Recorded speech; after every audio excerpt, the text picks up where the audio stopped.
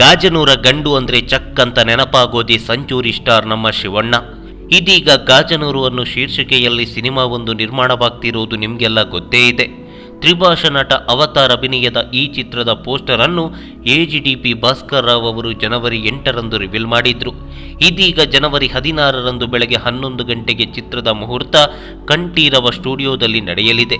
ಈ ಮಧ್ಯೆ ಅವತಾರ್ ಕರುನಾಡ ಚಕ್ರವರ್ತಿ ನಮ್ಮ ಶಿವಣ್ಣನವರನ್ನು ಭೇಟಿ ಮಾಡಿದ್ರು. ಈ ಬಗ್ಗೆ ತನ್ನ ಸಾಮಾಜಿಕ ಜಾಲತಾಣಗಳಲ್ಲಿ ಅವತಾರ್ ಏನೆಂದು ಬರ್ಕೊಂಡಿದ್ದಾರೆ ಗೊತ್ತಾ? ಉತ್ತರ ಮುಂದಿದೆ ನೋಡಿ.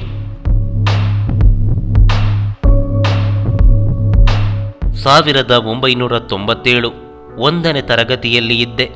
ಅವಾಗ ಚಿತ್ರಮಂದಿರ ಅಂದರೆ ಏನು, ಅದು ಹೇಗಿರುತ್ತೆ ಎನ್ನು ಎಳ್ಳಷ್ಟು ಅನುಭವ ಇರಲಿಲ್ಲ. ನಮ್ಮ ತಂದೆಯವರನ್ನು ತುಂಬ ದಿನಗಳಿಂದ ಕರೆದುಕೊಂಡು ಹೋಗಿ ಅಂತ ಕೇಳ್ತಾ ಇದ್ದೆ. ಅದೇ ಸಮಯದಲ್ಲಿ ಒಂದು ಕನ್ನಡ ಸಿನಿಮಾ ಬಿಡುಗಡೆಯಾಗಿದೆ ನಮ್ಮ ಮಯೂರ ಚಿತ್ರಮಂದಿರದಲ್ಲಿ ಅಂತ ಗೊತ್ತಾಯಿತು.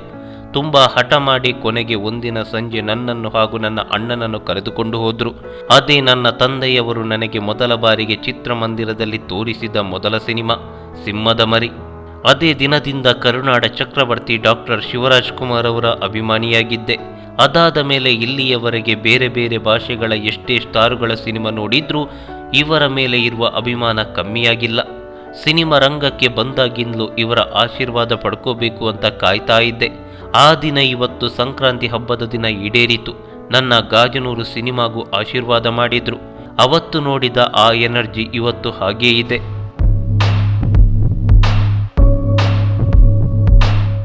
ಎಸ್, ಹೀಗಂತ ತಾನು ಚಿತ್ರಮಂದಿರದಲ್ಲಿ ನೋಡಿದ ಮೊದಲ ಚಿತ್ರ, ಶಿವಣ್ಣನ ಮೇಲಿನ ಅಭಿಮಾನ, ಅವರ ಎನರ್ಜಿ, ಇದರ ಜೊತೆಗೆ ಗಾಜನೂರು ಚಿತ್ರಕ್ಕೆ ಶಿವಣ್ಣ ಮಾಡಿದ ಆಶೀರ್ವಾದದ ಬಗ್ಗೆ ಅವತಾರ್ ಇಲ್ಲಿ ಪ್ರಸ್ತಾಪಿಸಿದ್ರು.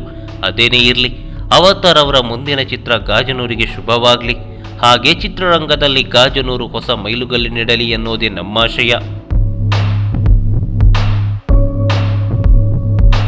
ಈ ಮಾಹಿತಿ ನಿಮಗೆ ಇಷ್ಟವಾಗಿದ್ರೆ ಲೈಕ್ ಮಾಡಿ, ಶೇರ್ ಮಾಡಿ, ಹಾಗೆ ನಿಮ್ಮ ಅನಿಸಿಕೆ ಅಭಿಪ್ರಾಯಗಳನ್ನು ಕಾಮೆಂಟ್ ಬಾಕ್ಸ್ನಲ್ಲಿ ಬರೆಯಿರಿ.